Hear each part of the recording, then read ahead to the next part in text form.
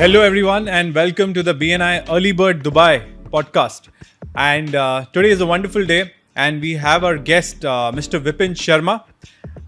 And I am 𝐂𝐎𝐿, your host for today. So I will give a quick introduction about Vipin.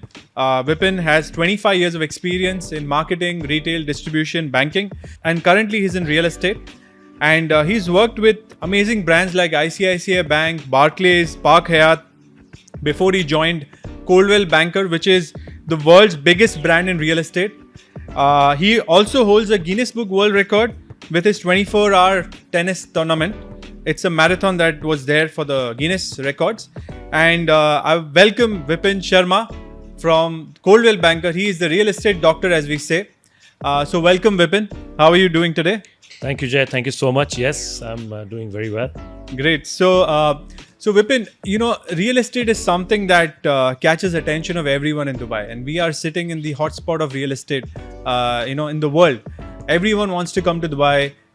Everyone's reading about real estate, but still it looks a mystery to many people, right? And so that is the reason why, we thought let's discuss from the man himself, Mr. Vipin. So Vipin, tell me, how is the real estate doing in Dubai right now? Well, real estate market is thriving at the moment. There's rapid requirement, rapid demand in the market, and there is a lot of interest from the international buyers around the world. And that is bringing in a great growth story of Dubai. From the 2020 after the COVID till 2024, the growth has been happening. A lot of investors were thinking at the end of 2023, there'll be a bit of lull in the real estate market, but there's nothing. We are almost growing by 15% in Dubai in terms of real estate now. So, agreed, Vipin. Everyone is interested. So tell me something which is keen to all of us. Like, where do I put my money in real estate? Where do I invest? Which are the top locations? So I've been explaining it to a lot of my investors right now. The current focus of all the investors and the industry is a place where the new airport of Dubai is going to be there. It's called Al Makhtoum International Airport, and the communities that are around that would definitely benefit from this airport. I'll tell you the names of those communities, which I think are very good and which will have great demand in future. Great business real estate companies can do there. The names are like EMAAR'S South, EXPOCITY. These are the few projects that are doing exceptionally well, or that would do rather exceptionally well in and around of airport. Great, fantastic. I think Dubai is the entire geography is changing a lot, and I think every 5 years or in fact 3 years, the entire topography, the entire location, the prime locations are moving here, and I think it's moving towards south, I guess, as per your conversation. Exactly. So Dubai market is growing. It's been growing since last 30 years. So in this particular new version of growth, what I think is it is associated with the economic plans of Dubai. Plans like D33 economic agenda of Dubai. According to that particular agenda, the population of Dubai is slated to be growing by 2.5 million in the next 9 years. By 2033, it would be growing by 2.5 million. Apart from that, you will see that the city is going to make different locations where you have very nice growth from special initiatives about sustainability and innovation. Okay. So that is changing Dubai a lot. Okay. So, one question that all of us, in fact, who moved to Dubai, has been that should I rent or should I buy? What do you think, Vipin, about it? This is like a question which I'm sure you must be getting asked every day. So it all depends on your objective. It all depends on how many years you have shifted here for. It will also depend on what is the amount you can put into the market. Plus, would you like to go for an off-plan property, or would you like to go for a ready property? In my opinion, buying is a good idea always in Dubai because real estate market is robust here. It's gonna give you great returns. So I will go for this suggestion that as soon as you get an idea about what amount you want to invest in and where exactly you want to invest in, you should purchase a property.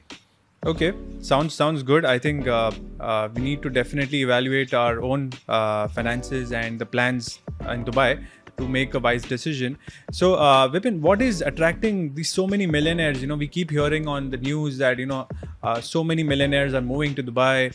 What is in Dubai that millionaires are just rushing towards Dubai? What is it attracting them? Yeah. So there are around 6,700 millionaires that are gonna shift into Dubai in 2024. And why are they shifting here is because the country is a magnet for doing good business. It's allowing that kind of economic freedom for people to come and invest into the market or do business from this particular market. Ease of doing business is another factor. A lot of millionaires have also liked the golden visa option. They like that because there's a freedom of coming to the country, traveling to country anytime, living here for some time, living in the country they are from. And they also see the growth pattern. Apart from that, the security of which is there in the country is enormous. It's a very secure country. The location of Dubai is such that you can travel to any part of the world very easily. You can do business in other parts of the world very easily. So these are few of the factors that millionaires like to shift into Dubai. Wonderful. And so one more question, I and my friends were discussing just yesterday, is that, when I want to buy a property, should I go for an off-plan project or should I go for a ready property? Because, recently one of my friends said he bought a off-plan project and it was not up to his expectations when, it actually was delivered. So what do you advise on this, Vipin? So again, it's a very relative topic. It depends on your objectives. If you want to buy and live in that particular property, and if you want to kind of use that house for 10 years or maybe 20 years, you should buy a ready property. You should buy somewhere which is a good location. You should also look at the developer while you're buying the property. Also, the price point is very important. But as you will be living in that particular house, it doesn't matter. There are a lot of intangibles related to that because you're going to live there, your family is going to live there. So it should not be an issue. Off-plan, you should buy when you want to get a good deal.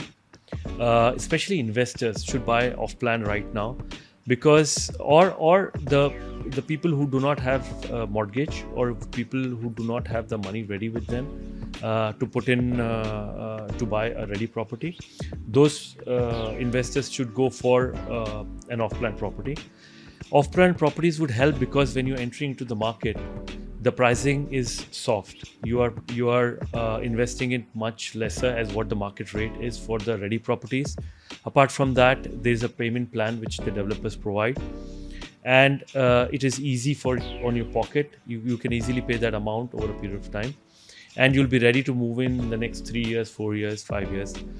Just to give you an example, the Valley project was launched. One of the phases in Valley project was launched yesterday, and it was launched at 995 per square feet, whereas the current market rate of the secondary properties there is 1300 per square feet. So this kind of a difference of investment you get when you're buying is off-plan properties. Yeah. Okay. Sounds good, Vipin. I think, it is an eye-opener for a lot of us who are still still not clear about where to buy, how to buy. Also, Vipin, so what do you suggest? What should a investor look in terms of choosing a developer?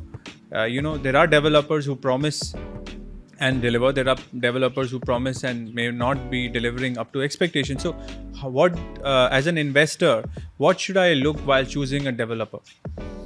All right. So it's quite similar to while you're investing in stocks or any other investment instrument. You should look at the background of the developer. You should look at how many projects have they delivered. You should go and meet a few of the owners of the properties and that locality. You should drive through those localities, understand. You should read through what is good and what is bad about those communities or that particular developer. There are top 3-4 developers there who have done exceptionally well in Dubai. EMAAR is the topmost amongst them. Dubai property is very good. You have Majid Al Futtaim, which has newly come into the market. They are very nice. So these are very nice developers that are there in the market. Nakheel is very good. Miras is very nice. These are the few good developers in the market. Yeah. Okay, great. So, which community do you recommend for people looking to invest in Dubai? So the top community of 2024, according to me, is EMAAR South. Why? First of all, it is by EMAAR. Secondly, it is 30% ready, and people are living into that. Apart from that, it has a 18-hole championship golf course already built into that. 7 minutes from there is the world's biggest airport, which is called the Makhtoum International Airport. The Etihad Railways would be passing by this particular community, and I'm sure they will have a station either in the airport or in the community, or maybe at both the places. EMAAR South is also very close to the Palm Jebel Ali. It is also very close to the biggest port of Dubai, which is called the Jebel Ali Port. Apart from that, it is very close to the place where all the trade seminars and events would be shifted in, which is in the EXPOCITY. So this makes EMAAR South one of the best locations to invest in right now. And I compare it with places like Maple, which is in Dubai Hills. I'm talking about the townhouse especially, because Maple, when it was launched, the price it was launched at and now what it's selling at is around 2 to 2.5 times of that. That means it's grown by 200 to 250%. Wow. Exactly the same thing with EMAAR South. I expect the growth to be of that level, and it's going to give returns to all the investors, while if they want to sell it or if they want to keep it with them and get a very good return on investment, which I anticipate would be around 18 to 19% over a period of time. That's my pick for the day. Amazing, Vipin. I think that really clarifies for the new investors, and this opportunity cannot be missed, guys. Thank you, Vipin, for an amazing session where you enlightened all of us with your real estate knowledge, and that is why we call you the doctor in real estate. And so thank you, Vipin. Thank you so much for your time. It was wonderful having a conversation with you, and I'm sure all of you will benefit greatly from this podcast. And so thank you, everyone, and see you next time. Thank you. Thank you.